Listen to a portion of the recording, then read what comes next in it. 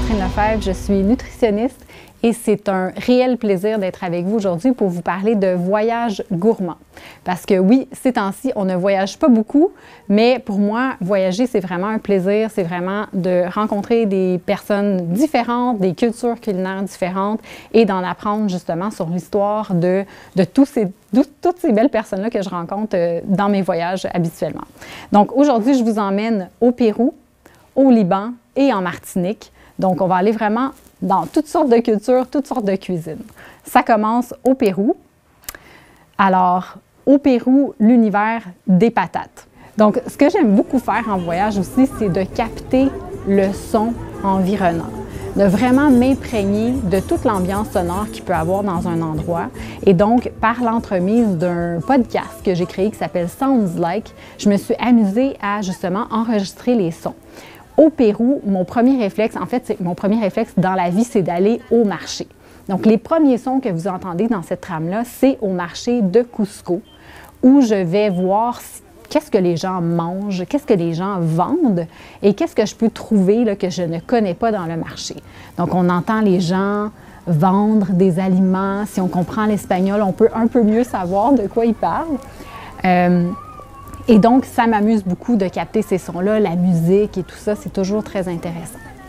Alors, je me trouve à Cusco, on est à 3400 mètres d'altitude, on respire pas très bien, là, ça prend un petit moment pour s'acclimater. Moi, j'avais envie d'aller voir les patates. Ça peut paraître drôle, là, mais le Pérou, c'est vraiment connu pour les milliers de variétés de pommes de terre différentes. Et il y a même un musée national de la patate, pour vous dire.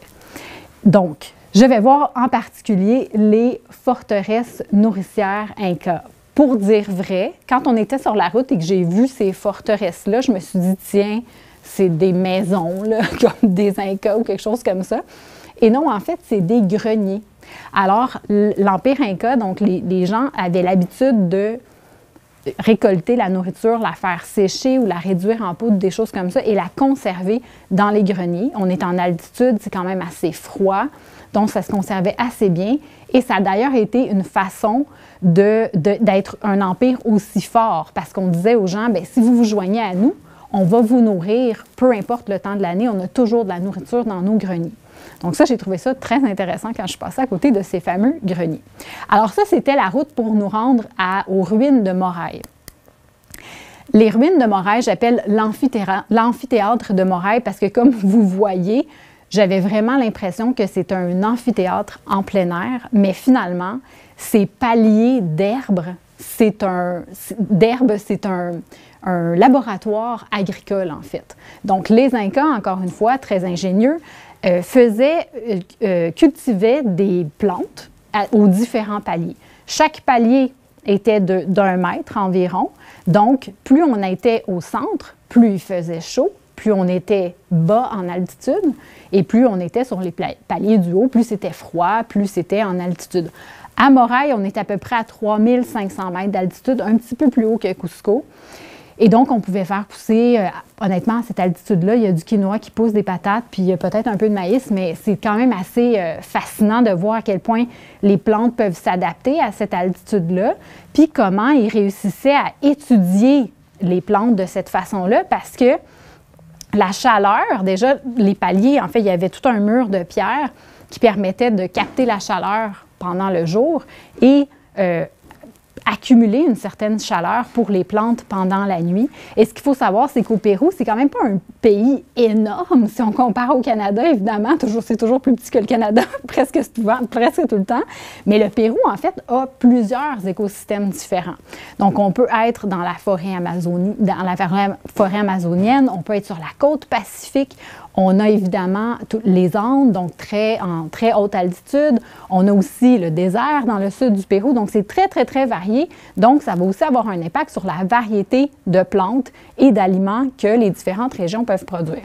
Donc, il y avait l'amphithéâtre, mais juste devant l'amphithéâtre, il y avait une petite maisonnette qui est un laboratoire actuel, un vrai laboratoire agricole d'un grand chef péruvien, Virgilio Martinez, qui a le restaurant Central Aliments, qui est très, très, très connu. C'est un des meilleurs restaurants au monde. Et lui a installé une petite cabane pour étudier les plantes qui poussent dans les environs de ce fameux laboratoire pour un peu retracer l'histoire et répertorier qu'est-ce qui pousse à 3500 mètres d'altitude et comment on peut cuisiner ces produits-là. Donc là, ce que vous voyez, c'est une image de quinoa. Donc, le quinoa qui est une plante très robuste qui peut vraiment s'adapter à toutes sortes de conditions pour pousser. Il y a du quinoa de toutes les couleurs, hein, du blanc ou qu'on connaît mieux ici, le rouge, le noir et vraiment plein d'autres variétés, du tout petit quinoa, le kaniwa. Et donc, on peut manger aussi à ce restaurant-là. Il y a peut-être je dirais une quinzaine de tables, pas plus. Et c'est vraiment une expérience extraordinaire parce qu'on goûte à des produits qu'on n'a jamais connus ici. Et ce que je trouve intéressant, c'est que par rapport à la pomme de terre, on en a ici, mais on dirait qu'on la célèbre pas tant que ça, ou pas de la même façon. Fait que moi, ça m'a inspiré quand même beaucoup ce voyage-là au Pérou.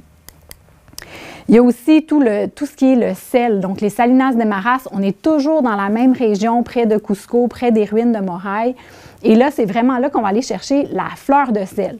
Donc, les bassins que vous voyez, c'est créé par des... Bon, je suis comme dans une vallée, là. Ça a l'air de rien, là, mais je suis vraiment dans une vallée. Puis quand on regarde bien sur les flancs de la montagne, on voit des petits filets d'eau qui sortent de la montagne et qui vont remplir les bassins qu'on voit plus bas. Et ensuite, on va pouvoir récolter le sel et on obtient vraiment une fleur de sel comme on pourrait avoir à Guérande, par exemple, en France, mais c'est justement dans cette magnifique région au Pérou. Moi, c'est toujours des petits trésors comme ça qui me stimulent et qui m'émerveillent en voyage parce que c'est des ingrédients banals comme le sel qu'on utilise tous les jours dans notre cuisine. Et là, de voir ça, puis de comprendre d'où ça vient, puis c'est un peu comme magique, qu'un petit filet d'eau fait en sorte qu'on peut avoir du sel, qui est vraiment banal, mais quand on se pose les questions d'où vient le sel, c'est quand même assez extraordinaire. Toujours dans ma passion patate, j'ai été aussi au Pérou pour faire de la randonnée. Donc, l'homme que vous voyez à droite, c'était notre hôte. Et lui, c'est non seulement un guide de randonnée, c'est aussi un hôte qui accueille des voyageurs. Et son village, c'est vraiment un minuscule village, c'est à 3700 mètres d'altitude. Je pense qu'il y avait 2 voisins. C'était vraiment là, un endroit extraordinaire. On ne croise personne d'autre que nous et les voisins. Et c'est aussi un grand cultivateur de pommes de terre, à mon grand bonheur. Et le lendemain, vers la fin de notre séjour, il nous a fait une présentation de ses patates comme c'était ses enfants. C'était vraiment extraordinaire comme expérience parce que là, on voyait des pommes de terre de toutes les formes, de toutes les couleurs. Puis même la chair aussi avait des couleurs puis des textures différentes. Et on nous expliquait toutes les façons de cuisiner la pomme de terre. Donc, encore une fois, ça m'a fait penser à notre rapport à la pomme de terre ici au Québec. Si je vous demandais de me nommer les variétés de pommes de terre que vous connaissez, peut-être, si vous êtes bon, vous m'en nommeriez peut-être 5. Tu sais, les variétés qu'on trouve à l'épicerie, c'est à peu près les variétés qu'on connaît. Pourtant, on en fait pousser une centaine environ au Québec qui vont avoir différentes utilités, que ce soit pour la transformation alimentaire ou justement ce qu'on va retrouver en épicerie. Mais c'est très limité comparativement à toutes les variétés de pommes de terre qui existent sur la planète. Et pourtant, c'est un légume qui pousse très, très bien ici. Donc, moi, c'est ça. Le Pérou m'a beaucoup inspiré par rapport à ce qu'on peut faire, puis à quel point on peut être fier de notre culture, puis de ce qui pousse chez nous, puis de le valoriser, puis de le célébrer même. Ensuite, de retour à Lima. Ça, c'est vraiment c'est vraiment la cerise sur le gâteau de mon voyage au Pérou. C'est l'heureux mélange entre la culture péruvienne et la culture japonaise. Vous vous demandez peut-être, qu'est-ce que le Japon vient faire là? Eh bien, en fait, le Pérou, c'est l'endroit où la diaspora japonaise est la plus importante après le Brésil. Donc, une très, très grande population japonaise au Pérou et ça fait très longtemps que les Japonais sont là. Ça remonte, ça rejoint un peu la première vague d'immigration de la communauté chinoise et japonaise au Canada. Donc, fin du 19e siècle, début du 20e siècle. C'était très difficile en Chine et au Japon à cette époque-là. Donc, grande vague migratoire vers les côtes pacifiques, notamment le Canada, en Colombie-Britannique, et le Pérou. Si bien que ça a influencé la cuisine d'aujourd'hui. La cuisine péruvienne et japonaise s'appelle la cuisine Nikkei. Et c'est vraiment un heureux mélange des saveurs traditionnelles péruviennes et les plats traditionnels japonais. Puis il y a plusieurs ingrédients qui se ressemblent en fait. Quand on pense au poisson, l'image que vous voyez là, c'est un plat de tiradito. Et le tiradito, pour moi, c'est ce qui explique le mieux cette espèce de combinaison de cultures qui se mélangent et qui s'assemblent parfaitement bien. Si on pense au plat national du Pérou, c'est le ceviche. Donc, c'est du poisson qui est mariné dans du jus de lime, qui va presque cuire. La texture va être quand même différente du poisson cru. Et on va l'accompagner habituellement de patates douces, de maïs, des ingrédients quand même assez connus du Pérou. On va ajouter des herbes fraîches, peut-être un peu de piment, des choses comme ça, de la lime encore une fois. On connaît bien les sashimi au Japon, donc le poisson cru. Et là, le tiradito, c'est vraiment un mélange des deux. Donc, c'est des morceaux de poisson cru qu'on va, on va ajouter du jus de lime au service. Donc, ça ne va pas mariner. La texture du poisson va rester quand même assez crue, mais on va avoir quand même ce goût de jus de lime-là très présent. Puis après, on peut ajouter d'autres ingrédients là, au fil des saisons ou qu'est-ce qu'il y a autour de nous. Ça peut être du gingembre, ça peut être des piments un peu plus forts, des choses comme ça. Mais bref, c'est une cuisine qui est délicieuse, puis c'est une cuisine aussi qui raconte l'histoire actuelle ou plus contemporaine du Pérou. Donc, pour moi, c'est vraiment, ça a bien terminé le voyage au Pérou. Maintenant, je vous amène au Liban. Là, le Liban, ça a quand même une place très particulière dans mon cœur.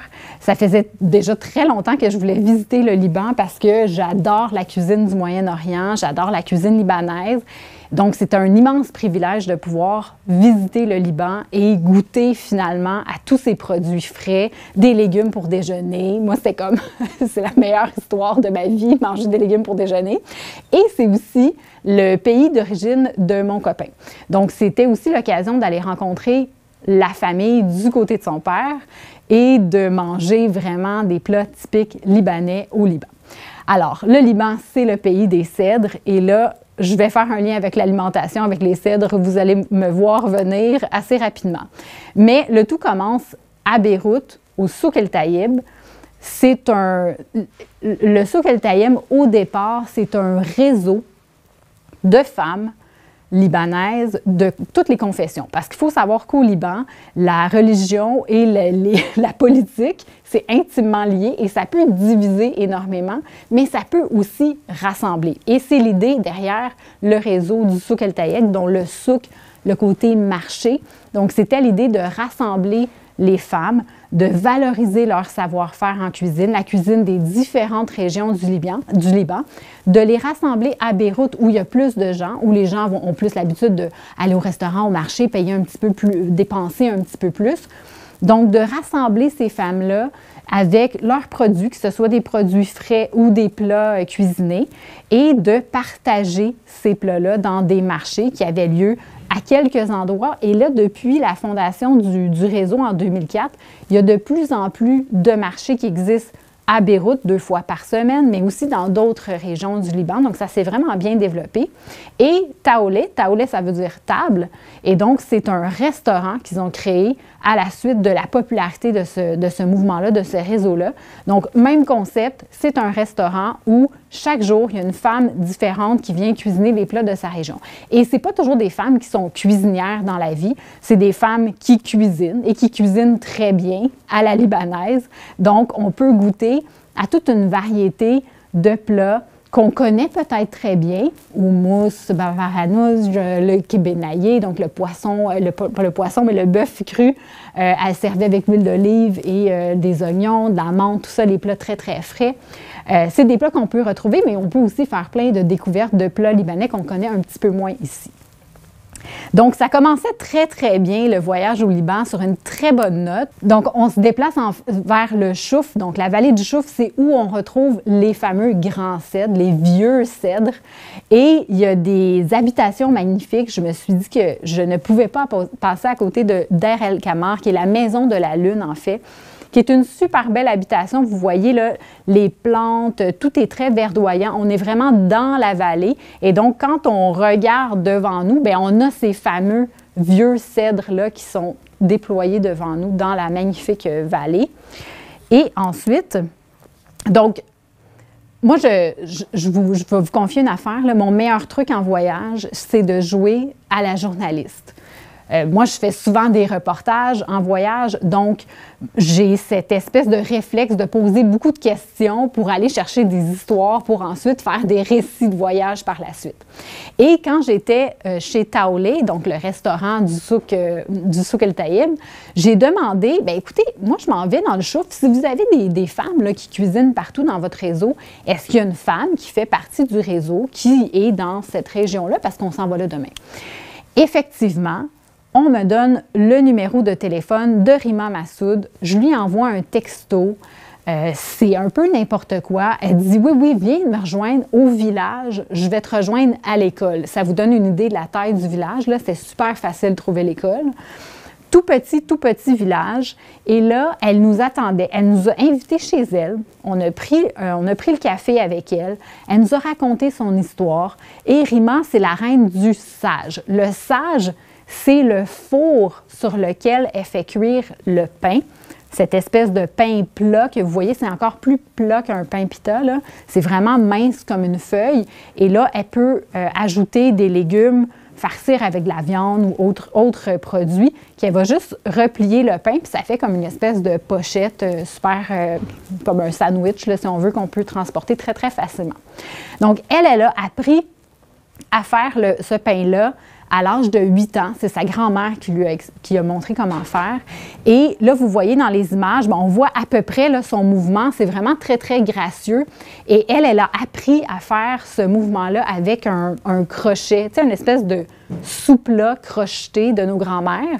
Elle prenait ça pour se pratiquer à faire virevolter la pâte un peu à la façon d'un pizzaiolo, là, donc pour préparer sa pâte. Ça commence avec une petite boule, puis là, elle façonne ça très, très vite. Elle étend la pâte sur le coussin qu'elle va renverser rapidement sur le sage. Ça a l'air d'un gros wok à l'envers. Et le sage est chauffé par le charbon en dessous. Et là, elle fait cuire ça, ça prend 1 minute et quart, c'est terminé. Et là, il y a cette espèce de grand pain plat-là. Là, elle avait toute une pile de pain qu'elle préparait pour le marché. Et ce qui était intéressant aussi, c'est que c'est un petit village et le pain, elle ne le cuit pas chez elle, elle le cuit au four commun. Et ça, j'ai vu ça quand même ailleurs. J'ai vu ça au Maroc, j'ai vu ça un peu partout dans le monde, des fours communs où si on n'a pas de four à la maison, bien, on peut toujours aller au four du village ou de la municipalité pour aller faire cuire notre pain, nos biscuits, nos gâteaux, ces choses comme ça. Alors, il y avait des gens après qui allaient faire cuire autre chose. Moi, j'aime beaucoup ça, cet esprit-là de communauté. Donc, toujours dans le chouf, après cette fabuleuse rencontre avec Rima, on est allé voir la fameuse forêt de cèdres. Je suis un petit peu obsédée par mes arbres, mais j'étais obsédée pour une bonne raison, pour le miel de cèdre. Le miel de cèdre, en fait, moi, le miel en général, c'est vraiment le produit que je rapporte le plus souvent de voyage parce que le miel, au fond, les abeilles, évidemment, elles vont butiner les fleurs environnantes. Donc, même au Québec, si on mange un miel d'une région en particulier ou une saison en particulier, le miel va avoir un goût complètement différent. Donc, en voyage, je trouve que le miel, c'est le meilleur produit alimentaire pour goûter au terroir. Puis en plus, c'est tout en bon petit miel. Là, le miel de cèdre, par contre, c'est autre chose parce qu'évidemment, le cèdre ne produit pas de fleurs comme telles. Alors, c'est une production qui est un petit peu particulière. Les abeilles, en fait, vont collaborer avec 2 autres insectes pour produire du miel de cèdre. Donc, c'est le puceron et la fourmi qui vont se nourrir de la sève du cèdre. Et là, ça va produire une substance qui s'appelle le miella. Et de ça, elles vont produire du miel. Donc, c'est vraiment, il y a une symbiose naturelle qui se crée pour produire ce miel-là. Puis honnêtement, c'est tellement foncé comme miel, on dirait de la mélasse. Ça a un goût un peu sapiné, évidemment, on le goûte très, très bien.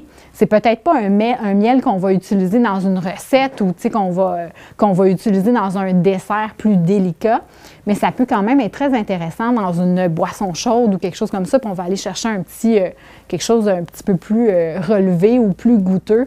Moi, j'ai trouvé ça extraordinaire comme expérience et c'est une magnifique forêt. Donc, le cèdre aussi, c'est l'emblème du Liban, puis c'est ce qu'on voit sur le drapeau.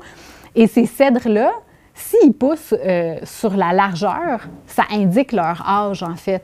Donc, tous les cèdres qu'on a ici, c'est juste parce qu'ils sont encore trop jeunes s'ils poussent encore en hauteur. Donc, il faut que le cèdre ait quand même plusieurs centaines d'années pour commencer à pousser sur les côtés comme ça. Le plus vieux cèdre dans cette forêt-là a 2500 ans, juste pour vous dire. Alors, il y en a vécu des choses. Et, bon, région, quand on pense Liban, on pense Méditerranée, on pense olivier. S'il y a des oliviers, il y a aussi des vignes. C'est toujours mes associations pour savoir si c'est une bonne destination pour le vin. Et le Liban est exceptionnel pour ça parce qu'on a toutes les conditions gagnantes pour produire du vin.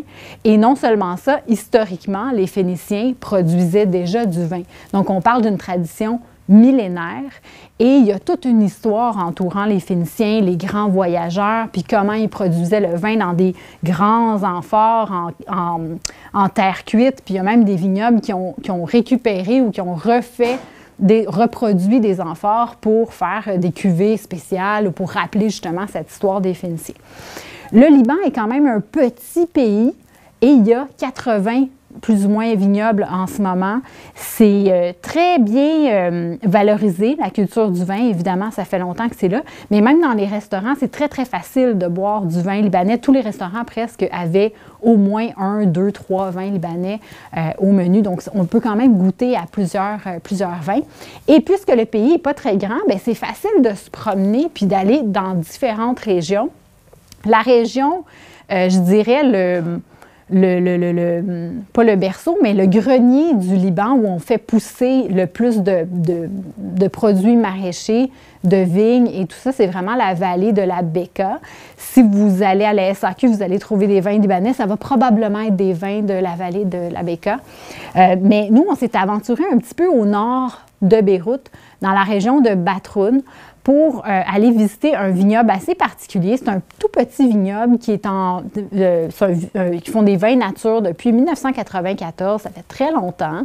Et c'est une dame vraiment fascinante qui fait ces vins-là, Hiba Najim, vigneronne et ingénieure. Puis ça, encore une fois, ça vient de mes multiples questions. Parce que quand on arrive chez elle, elle nous parle du vin, de ce Mourvèdre, qui est le cépage qu'elle préfère cultiver, parce qu'encore une fois, elle veut que ça goûte son terroir. Donc, elle focalise sur un cépage en particulier qui est bien adapté à sa région. Et elle nous en parle d'une façon très méthodique ou très technique. J'ai visité plusieurs vignobles dans ma vie et c'est la première fois que j'entendais quelqu'un parler de la fabrication du vin de façon aussi technique et méticuleuse, si on veut. Pour finalement comprendre qu'elle est ingénieure agricole. Donc, elle avait vraiment cette notion de technicalité ou de, justement, le génie de faire du vin et tout ça. Donc, elle avait cette façon d'expliquer qui était vraiment fascinante. Et elle fait, justement, comme je disais, pousser du Mourvèdre, un peu de Grenache, mais son vin, c'est grosso modo du Mourvèdre. Et elle, ce que j'ai trouvé très intéressant, c'est qu'elle disait: moi, je ne fais pas vieillir mon vin. Une fois que mon vin a suffisamment maturé pour être vendu, je veux qu'il soit vendu tout de suite. Alors qu'il y a d'autres vignerons qui ont une approche complètement particulière, différente d'elle, qui vont vouloir faire vieillir le vin 2 ans, 3 ans, 4 ans, 5 ans avant de le mettre en vente. Et elle disait: on est au Liban, on ne sait jamais ce qui peut arriver, alors moi, je veux qu'on puisse boire le vin maintenant. Je trouvais ça vraiment beau parce que ça illustre bien l'esprit ou la vivacité. En tout cas, moi, c'est vraiment le sentiment que j'avais au Liban, c'est que j'avais l'impression que tout le monde était tellement en vie et il y avait cette énergie vraiment intéressante, puis ça se reflétait beaucoup dans ses vins.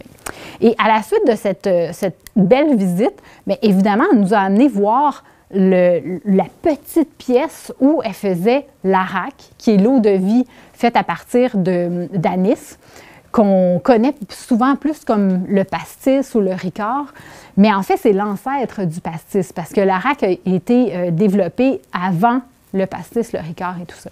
Donc, encore une fois, on voit un peu le côté amphore, les vieilles cruches qui étaient utilisées à l'époque, qu'elle utilise aussi pour faire son arak, double distillé et vraiment très fin, très délicat comme alcool, très frais aussi. Et c'est vraiment pour ça que ça accompagne si bien la cuisine libanaise, parce qu'on est beaucoup sur les légumes, les herbes fraîches, des aliments en saison, évidemment, très goûteux. Et l'arak vient comme ajouter un autre élément de fraîcheur à la table libanaise. Donc, c'est très délicieux. Alors, notre visite se termine tout en délices avec cette immense table de mezze. Puis ça, j'ai mis l'image des plats, des mezzés froids. Donc, c'est vraiment la première partie du repas. Alors, beaucoup de légumes, légumineuses, des fromages, du pain pita, toutes sortes de beaux plats, encore une fois, des plats qu'on connaît bien de la cuisine libanaise, des nouvelles saveurs, toujours des trucs très délicieux, très goûteux, très colorés aussi. Donc, c'est toujours intéressant de manger des belles tablées comme ça où on peut partager des plats et passer du bon temps, boire un bon vin au soleil. On était sur une belle terrasse, on voyait toute la vallée, puis on voyait même jusqu'à la mer Méditerranée. C'est vraiment intéressant, le domaine Es Najim, dans la municipalité de Batroun. Et maintenant, je vous emmène en Martinique, dans les Antilles françaises. On est à la fin des Antilles complètement. On est presque rendu en Amérique du Sud. La Martinique, c'est une île que j'affectionne particulièrement parce que, encore une fois, elle est diversifiée. Il y a tout pour plaire en Martinique. Qu'on aime la gastronomie, le plein air, la nature, la culture. On a tout ça en Martinique. On dit que c'est l'île aux fleurs aussi, donc le côté nature est vraiment partout. La biodiversité, elle est extraordinaire. Tout pousse en Martinique. L'image que vous voyez là, c'est le jardin de Balata, qui est vraiment un emblème. C'est un arrêt obligé presque si on aime la nature, les oiseaux, si on s'intéresse aux plantes, aux fleurs. On va être vraiment réjouis de visiter le jardin de Balata, qui est ouvert au public depuis 1986. C'est un incontournable et ça donne vraiment le ton de la biodiversité et de tout ce qui nous entoure en Martinique. Qu'est-ce qu'on peut avoir comme environnement sonore, comme environnement au niveau de la faune et la flore? Donc, c'est vraiment un arrêt obligé, le jardin de Balata. Encore une fois, premier arrêt, moi personnellement, mes premiers arrêts, c'est toujours au marché. Cet arrêt-là, c'est au marché de Fort-de-France, la capitale de la Martinique. Et là, on y trouve beaucoup d'épices. Et là, ça me ramène un peu à l'histoire du Japon et du Pérou. En Martinique, la diversité culturelle est impressionnante et quand on s'intéresse à l'histoire de la Martinique, on comprend pourquoi il y a une si belle diversité aussi dans la cuisine, parce qu'il y a des influences un peu de partout en Martinique. Il y a bien sûr l'influence européenne, il y a l'influence africaine, il y a aussi l'influence indienne énormément, qui vient donner toute la couleur, toute la richesse en saveur des plats martiniquais. Il y a aussi la culture du carnaval qui est très présente un peu partout, comme partout dans le monde, mais particulièrement dans les Antilles, en Amérique du Sud. La saison du carnaval, c'est toujours quelque chose de super festif et coloré et plein de musique. Donc, c'est pendant une semaine, on danse, on chante dans les rues. Et ce que j'ai vraiment aimé du carnaval en Martinique particulièrement, c'est que c'est très familial. Donc, c'est pas l'espèce de carnaval où tout dérape puis ça devient un peu dangereux. C'est vraiment festif. Puis il y a des enfants, il y a vraiment des personnes de tous les âges qui chantent ensemble, qui fêtent ensemble, qui célèbrent ensemble. Évidemment, il y a des plats, il y a des chansons thématiques vraiment juste pour cet événement-là. Et c'est vraiment à vivre parce qu'on n'a pas vraiment de référence dans ce genre-là côté carnaval. On est très loin du carnaval de Québec, là, disons.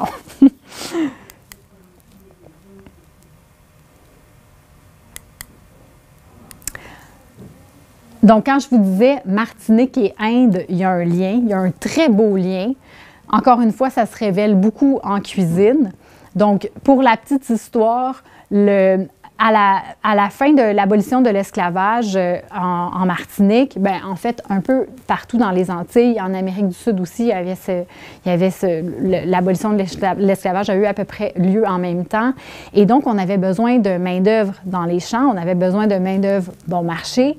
Et donc, on a fait venir des Indiens, des Chinois, des Indonésiens, un peu partout dans les colonies, mais en Martinique particulièrement, c'était beaucoup la population indienne qui s'est retrouvée en Martinique et donc ça fait longtemps et ça a influencé agréablement la cuisine, évidemment. Donc le plat national en Martinique ou l'un des plats nationaux, c'est le colombo.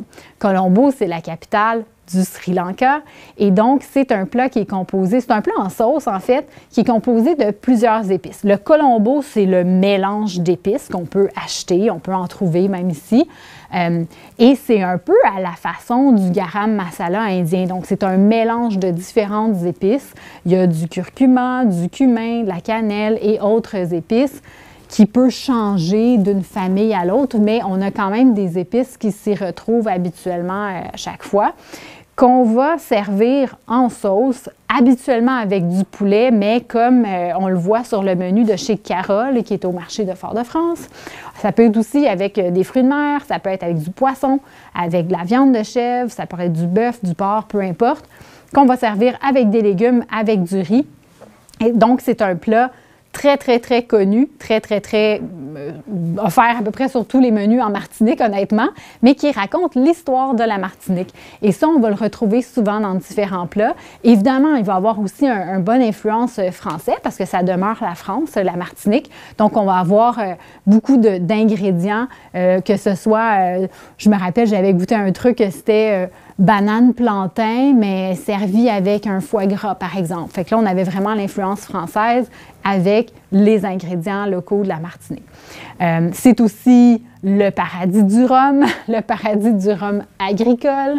Donc, c'est un rhum de très, très grande qualité qui est fait à partir du jus de la canne et non de la mélasse, comme la plupart des rhums dans le monde. C'est un rhum qui a une appellation d'origine contrôlée, donc c'est très, très réputé. Il s'en fait très peu dans le monde du rhum agricole, mais c'est le rhum qui est fabriqué en Martinique, c'est particulièrement du rhum agricole. Donc, pour ceux et celles qui souhaitent entendre mes trames sonores, s'ils veulent s'évader un petit peu partout dans le monde, j'ai des trames en Martinique, évidemment, au Pérou, mais il y en a aussi ailleurs dans le monde. Donc, ça peut être une façon de s'évader un peu, de se laisser transporter, puis d'essayer de ne pas trop juger ou essayer de savoir où on est. Je vous donne un indice parce que le nom de la trame, évidemment, vous dit où on est, mais après, de vous laisser transporter, essayez d'imaginer, de vous imaginer qu'est-ce qui se passe. Peut-être que c'est pas ça du tout qui se passe, mais c'est pas grave. Puis même dans la vie de tous les jours, mais la prochaine fois que vous allez voyager, essayez de fermer les yeux puis d'essayer d'entendre ce qui se passe autour de vous. Puis vous allez vous rendre compte que chaque ville, chaque endroit a quand même une personnalité sonore assez particulière. Puis des fois, c'est même des sons qu'on va reconnaître par la suite, que ce soit les grenouilles dans un certain pays qui vont chanter le soir ou très tôt le matin, ou ça peut être la musique, ça peut être la façon de cuisiner un plat ou la façon de mélanger une recette ou mélanger un cocktail, par exemple. Tous des petits sons comme ça qu'on peut retrouver. Pour moi, le son, c'est vraiment une façon de voyager très, très facilement, qu'on soit à la maison ou devant notre ordinateur. Ça nous permet d'avoir une porte de sortie, un grand élan de liberté. Et bien, si vous voulez me suivre, je vous laisse pour me joindre sur les médias sociaux, vous savez où me trouver. Et aussi, bien, je vous invite à penser au voyage comme une façon, encore une fois, de rencontrer les gens, puis on peut voyager à travers les plats sans se déplacer, puis c'est ça que je trouve extraordinaire parce qu'on peut toujours découvrir, oui, des nouveaux ingrédients, des nouvelles recettes, des nouvelles épices, mais finalement, la cuisine, ça rassemble, puis ça nous permet aussi de connaître l'histoire des autres, d'où viennent ces recettes-là, que ce soit quelque chose de très ancré dans le territoire, mais des fois, ça peut être des influences diverses qui viennent d'ailleurs et qui ont influencé la cuisine du pays en question. C'est un peu la même réalité au Canada et au Québec. Et moi, je trouve que cette diversité-là est vraiment merveilleuse à célébrer, puis ça nous permet de se rencontrer. Même si on ne se voit pas, on peut toujours se raconter des histoires autour des plats.